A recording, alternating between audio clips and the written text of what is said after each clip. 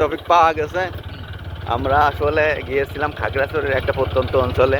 সেখান থেকে ফেরার পথে আমরা বিভিন্ন উঁচু নিচু টিলার মাঝখান দিয়ে ছোট যে চিকুন রাস্তা, সেই রাস্তা দিয়ে মোটর সাইকেলে 2 চাকার উপরে ভর করে আমরা এগিয়ে যাচ্ছি। তবু বুকের ভিতরে দুরু দুরু ভাব করতেছে, আসলে বুঝতেছি না কখন কী হয়। রাস্তাঘাটে বিভিন্ন ধরনের শাক পোক। এই রাস্তার পাশ দিয়ে বয়ে গেছে ছোট একটা ঝর্ণা। ঝর্ণাতে বিভিন্ন ধরনের শামুক ঝিনুক পাওয়া যায়। এই ঝিনুক দিয়ে গারো উপজাতিরা বিভিন্ন ধরনের মালা তৈরি করে। এই যে আমরা কিছু দূর মায়াং উপজাতির সামনে, মায়াং উপজাতির কিছু লোক ভাই দেখান। মায়ান উপজাতির সামনে কিছু লোকজন আছে দাঁড়িয়ে। এই যে মায়ান উপজাতিরা, এই উপজাতিরা বিভিন্ন সময় সাপ ব্যাংকে জীবিকা মানে বেঁচে থাকে।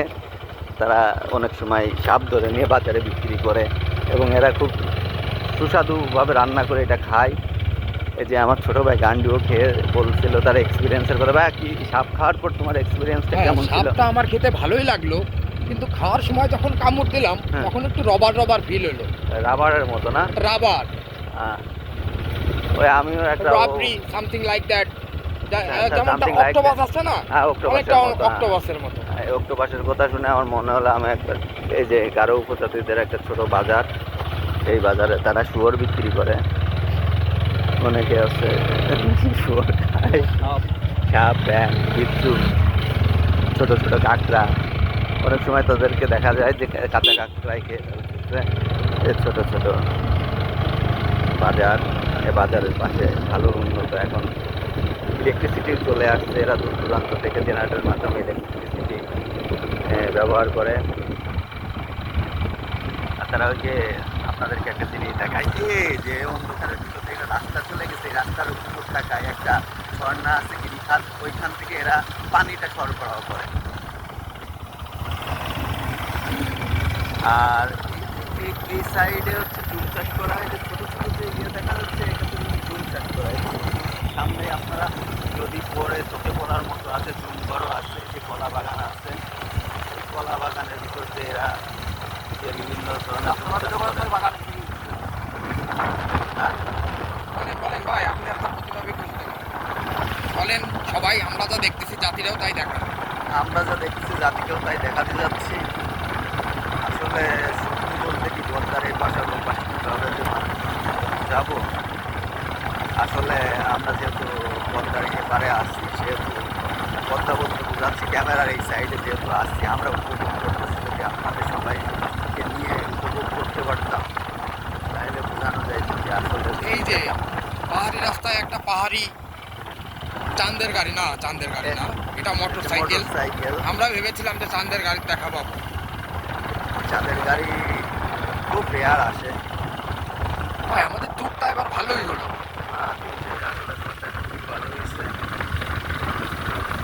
সামনে মধ্যে চাঁদের গাড়ি বলা যাচ্ছে না, এটা সাইকেল। সাইকেলে এই জুম ঘরগুলো পাহারা দেয়।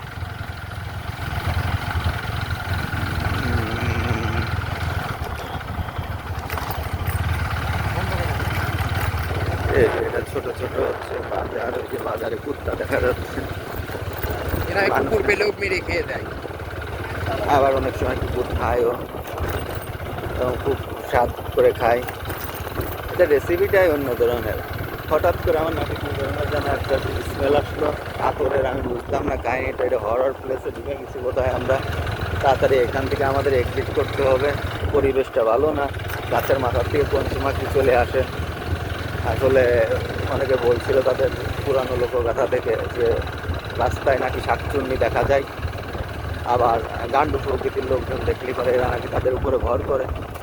যাই হোক, আল্লাহ আল্লাহ করে যদি আমরা এই চলে দিয়ে দেখেন ভাই ভাঙাচোরা রাস্তা। একটা বাজার, বাজারে আলো জ্বলতেছে।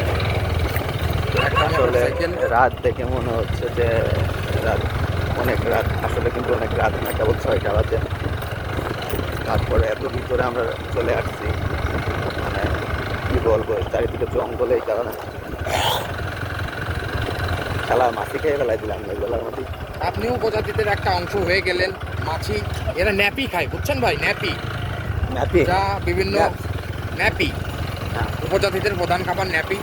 ন্যাপি ন্যাপি হ্যাঁ, ও যে শুটকির মতো শুটকি না ভাই, এটা বিভিন্ন পোকাযুক্ত খাবার। এটা না খেয়ে না, আপনার- ন্যাপিটা হচ্ছে তোমার ওই আপনি খাইছেন ন্যাপি ভাই? হ্যাঁ, এটা হচ্ছে যে ইগলের মতো শুটকির মতো চিংড়ি টিংড়ি দিয়ে বানানো থাকে, ওইটা সব রান্নার ভিতরে ওরা হ্যাঁ, হ্যাঁ, জল মতো করে ন্যাপি। দিয়ে দেয়, ওটা ন্যাপি বলে। যাক, ও আমার যে তো ওইখানে অনেক অভিজ্ঞতা শুয়োরের আছে। চাষ করা হয়, ওই যে একটা জমঘর পাশে শুয়োরের চাষ করে, বড় বড় শুয়োর। এই সামনে আমাদের গাইডের গাড়ি তারা আমাদের পথ দেখিয়ে নিয়ে আমাদের পথ যাচ্ছে। দেখে নিয়ে যাচ্ছে। তারা মানুষের মানব সমাজে আসে না, কিন্তু তারা আলমপানা আমাদের এখন এই দুর্গমগিরি কান্তার মোড় পাড়ি দিতে যে আলমপানা আমাদের গাইড করতেছে। তারা এখন সামনে আমাদের বিভিন্ন পথ দেখিয়ে দিক নির্দেশনা দিয়ে আমাদেরকে সামনের দিকে এগিয়ে নিয়ে এগিয়ে নিয়ে যাচ্ছে। যাচ্ছে। যাক, আজকের পর্যন্ত দর্শকরা এই পর্যন্তই দেখলো, ভবিষ্যতে আরও দেখবো। আমাদের সাথেই থাকুন। ধন্যবাদ। স্যান্ড সাকিব চ্যানেল ফলো করুন, লাইক করুন, সাবস্ক্রাইব করুন। ধন্যবাদ।